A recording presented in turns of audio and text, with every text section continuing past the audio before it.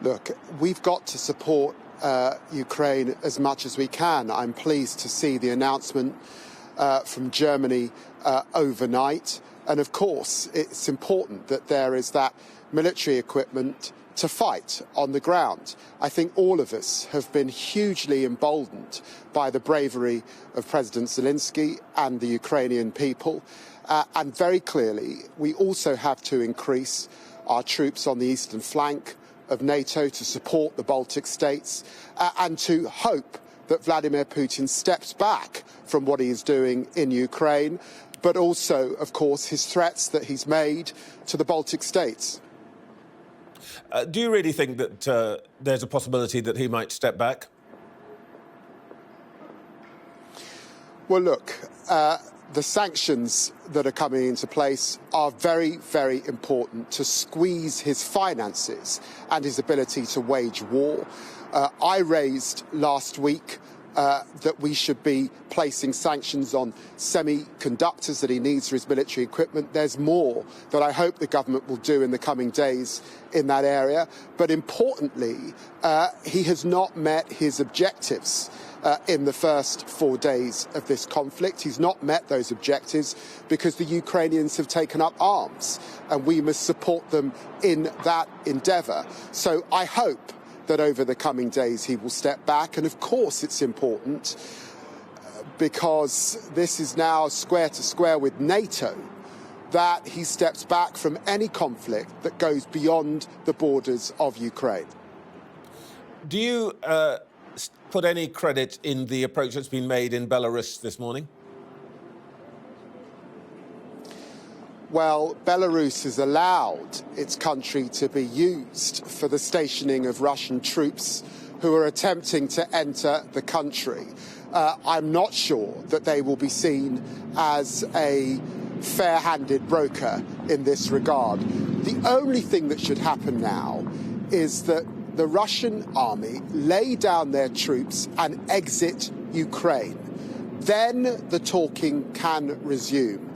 I've got to say, when you're seeing missiles fired on civilian housing blocks, when you're seeing children dying in this conflict, it's hard. It's hard to see Belarus as an honest broker.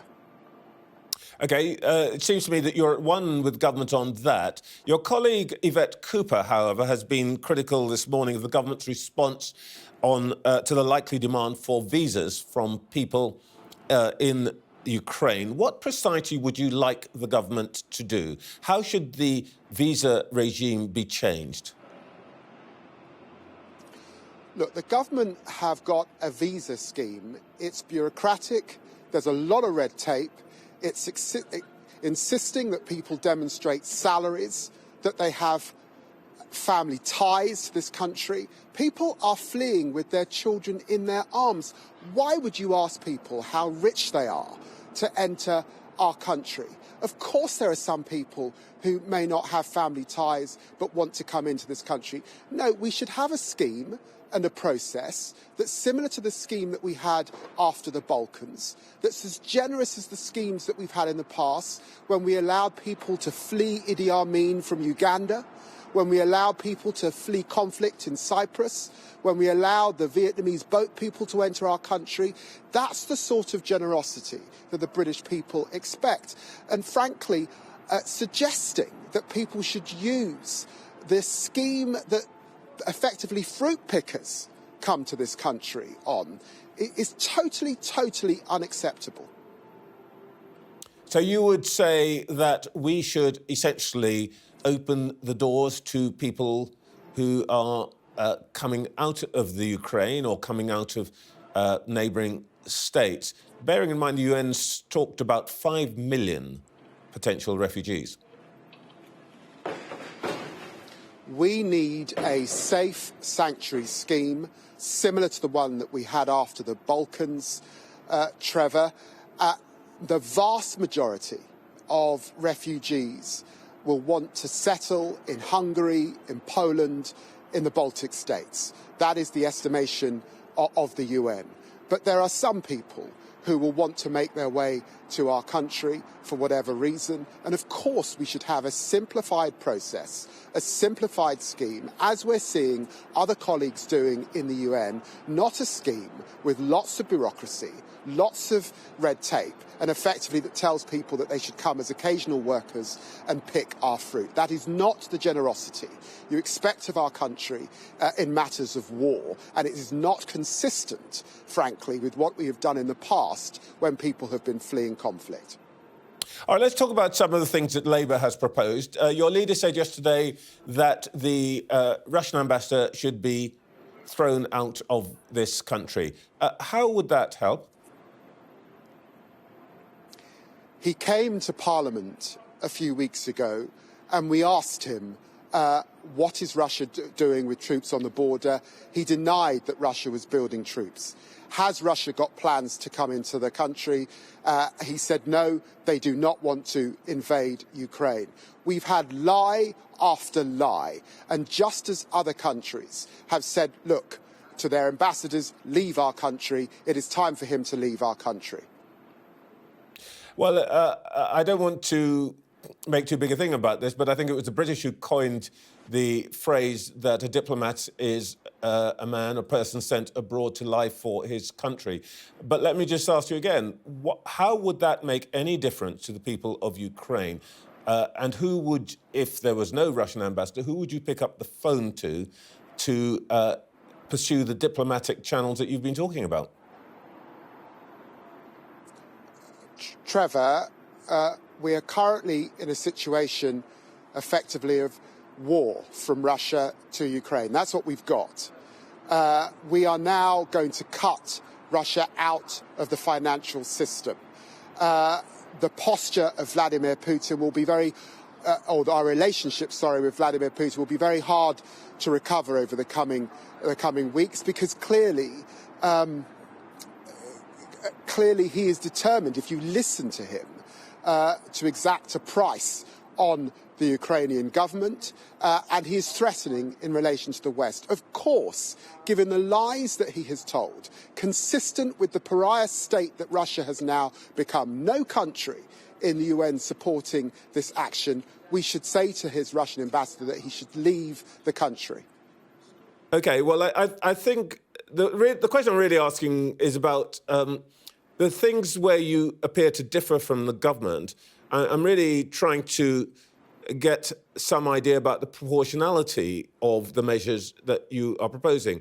You've issued a press release this morning in the name of Rachel Reeves, yourself, and Nicholas Simmons-Smith, who I think that's actually not Nicholas Simmons-Smith, is it? It's another Labour frontbencher. I just wanted to check. There's a sanctions letter that myself and Rachel Reeves have issued this morning. We are saying that we think there should be more banks listed.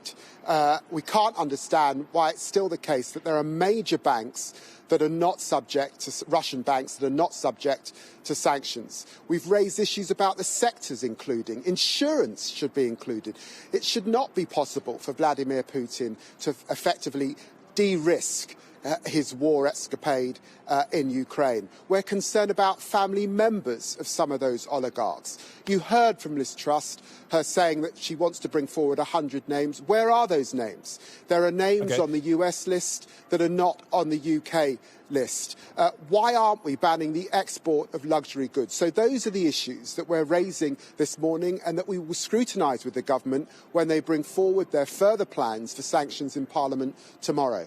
All right. Sorry, I raised the issue of the name because actually the third person on that is, I think, Nick Thomas Simons, who's your trade spokesperson. And the first thing that you have proposed in that letter is a ban on the export of luxury goods. And you refer to the list of banned luxury goods that was drawn up in the Syrian conflict.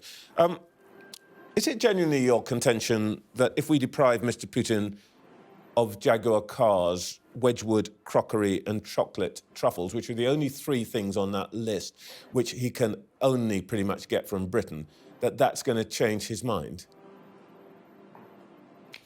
Trevor, with all seriousness, we have been raising consistently, implementing in full the Russia report, dealing with dirty my point is actually money, about seriousness. dealing with those shell that was the first companies, thing on your list and of things to do. in relation to luxury goods, we're talking about oligarchs that come to London. It was the first point on your list of 5 things, luxury goods and I'm actually asking about your seriousness. That's why you include them on the list.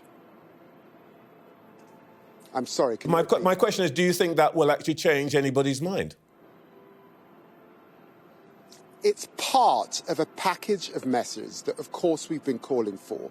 And that includes the export of luxury goods alongside all of those banks, many of which aren't mentioned, alongside naming the 100 oligarchs, dealing with those entities, dealing with family members, all of it consistent with us cutting Russia out of the financial system and squeezing Putin, the people around him, and indeed the ability for him to finance war, squeezing him very hard indeed.